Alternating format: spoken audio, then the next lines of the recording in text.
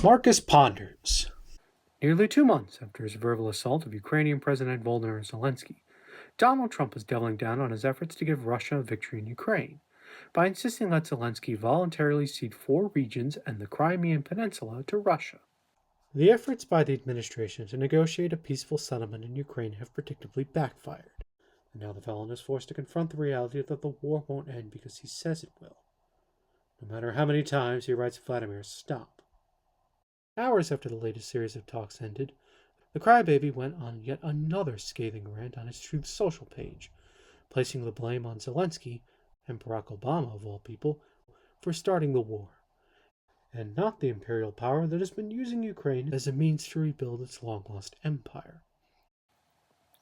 To make matters even more unsettling for Europe, Pete Hegseth, the Secretary of Defense known for leaking battle plans to his friends and family, said that the days of the U.S. being Europe's security guarantor are over. The ultimate endgame of this dog and pony show is to give Russia control over Ukraine, and to push the U.S. out of NATO. Putin's ambitions since first becoming president have always been to rebuild the Russian Empire.